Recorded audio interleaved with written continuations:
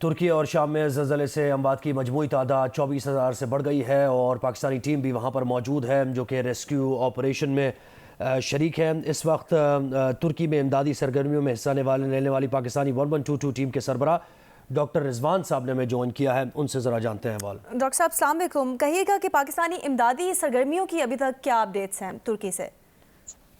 जी, Pakistan rescue team जो थी वो दूसरे दिन ही यहाँ पे पहुंच गई थी और जो है वो हमने फौरन ऑपरेशन शुरू किया। चारों तरफ एक अफरा तफरी का सिचुएशन थी। कोई हम जिस वक्त यहाँ पे पहुंचे, मेन ये शहर है अदी यमन और वहाँ पे तुर्किया का जो शहर है वहाँ पे हम जिस वक्त पहुंचे हैं एक कलील सफर करने के बाद, तो वहाँ पे कोई हमें यहाँ पे बुला रहा था, कोई उधर बुला रहा था। जिस वक्त हमने स्ट्रीट्स की हालत देखी, आप इससे अंदाजा कर सकते हैं कि हर गली के अंदर एक कोई 5 से 6 मंजिला बिल्डिंग जो थी वहां पे गिर चुकी थी।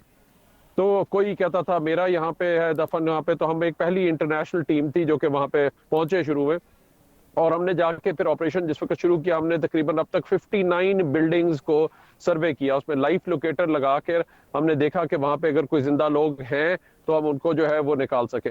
उसमें से तकरीबन हमारी 6 बिल्डिंगें थी जिनमें से हमने देखा कि वहां पे कोई जिंदा लोग पॉसिबली हो सकते हैं। उसमें हमने सर्च ऑपरेशन जब शुरू किया तो उसमें हमने फिर तकरीबन 3 बिल्डिंगों से 6 लोगों को जिंदा जो है वहां से रेस्क्यू किया।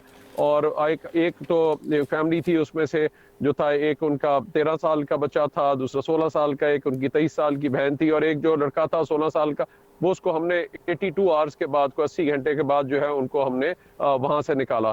तो जो यहाँ पे आप एक चीज देख के, जो हौलनाक जलजला आया है उसने जिस तरीके से शहर को ही पूरा खत्म कर दिया, ना यहाँ पे बिजली है ना पानी है। और इस वक्त जो सिचुएशन है वो ये कि उन्होंने चुके, और जो बाकी घर बचे भी हैं वो भी इस काबिल नहीं है कि वहां पे लोग रह सके। उनमें सब में जो क्रैक्स आ चुके हैं। अभी उनकी असेसमेंट होगी तो उन्होंने पूरे शहर को खाली करा दिया और नकल मकानी यहाँ से करा चुके हैं, उनको किसी जगह पे और रिलोकेट किया ताकि वहां पे विलेज स्टैब्लिश की जाए। तो हमारा जो मेन रेस्क्यू रिलीफ ऑपरेशन था उसके अंदर तकरीबन हमने सारे लोगों को असेसमेंट, जहां जहां पे जरूरत पड़ी वहां पे हमारे पास स्पेशलाइज्ड डिवाइसेस थी जिसमें लाइफ लोकेटर था।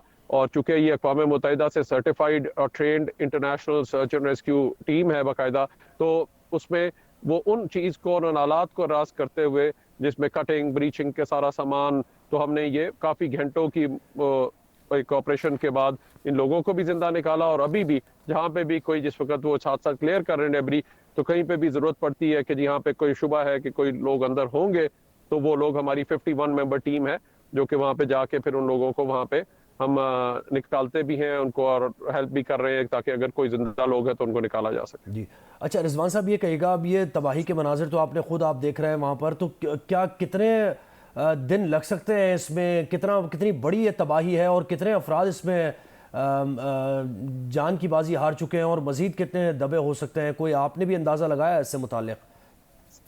देखिए, क्योंकि ये 3-4 इनके शहर जो है मेन मुतासर हुए, वहां पे अब कितनी आप अंदाजा इससे कर सकते हैं कि अगर हर गली के अंदर एक बिल्डिंग मुनहदम है तो आप सोचिए कितनी अमवात हुई होंगी। इसका तो अभी जायजा साथ साथ टाइम के साथ साथ पता चलेगा कितना है।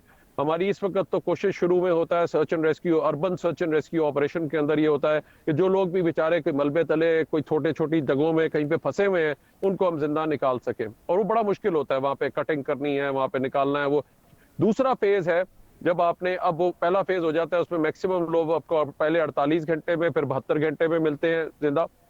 उसके बाद जैसे जैसे टाइम आगे जाता है तो वो फिर आपके ये जिंदा लोगों का कम रह जाता है। अब फिर फेज आता है क्योंकि अब ये शहर रहने के काबिल नहीं है, लोगों को निकाल दिया गया है, तो उन्होंने ऑल्टरनेट जगह पे या टेंट विलेज स्टैब्लिश की है या एक और शहर में जहाँ पे उनके पास पहले कुछ था, एक टेम्पररी सेटलमेंट्स थी, वहां पे उन लोगों को ले गए हैं।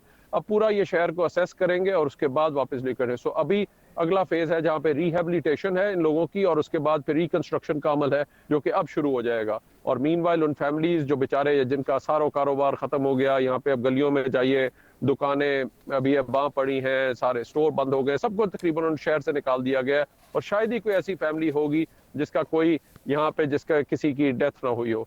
तो ये एक आप इससे मैग्नीट्यूड का अंदाजा कर सकते हैं। और अभी तो ये एक मैं शहर में हूँ, सुना और 3-4 इस किस्म के शहर हैं जो कि बहुत बुरे तरीके से मुतासर हुए हैं।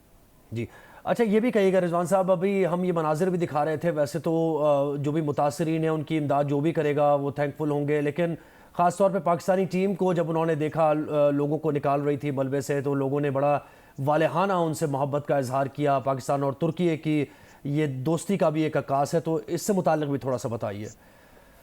जी, आई थिंक जो जज्बात थे और ख़ुसूसी तौर पे जो पाकिस्तान के साथ एक तुर्किया का जो अपना एक ख़ास रिश्ता है, मैं समझता हूँ वो देख के अभी भी हम कुछ रिलीफ एफर्ट्स डाल रहे थे, और जिस वक्त हम अटेम्प्ट दे रहे थे, तो जिस वक्त उन्होंने कहा तो उनके जो एहसास थे और उनके जो वो चीज़ें थी, यानी उसको अल्फाज में बयान करना मुश्किल है। बाकायदा उन्होंने पाक तुर्किया, वो उन्होंने एक कोई अभी मुझे एक गाना भी था उनका जो सुनाना, बड़ा के टाइम नहीं था, बट कहते हैं कि उस टाइम पे भी आज से 7 साल जब जरूरत पड़ी थी जंग में भी, उस वक्त भी लोग आए थे और उस वक्त भी हमारी जो खवातीन ने इवन जेवर तक अपना दे दिया था ताकि वो जाके मदद कर सके। तो वो आज भी उन्होंने वो याद रखा हुआ है और आज भी याद रखते हैं कि मुश्किल वक्त में जो है, मुश्किल घड़ी में पाकिस्तान की टीम आई है, रेस्क्यू टीम, और वो उनकी मदद कर रही है। बहुत शुक्रिया। पाकिस्तानी 1112 टीम के सरबरा डॉक्टर रिजवान साहब हमारे साथ थे, और तुर्की में जो तबाही हुई है और जो इमदादी कार्रवाइयाँ ये कर रही हैं, इनकी टीम कर रही है, उससे मुतालिक में बता रहे थे।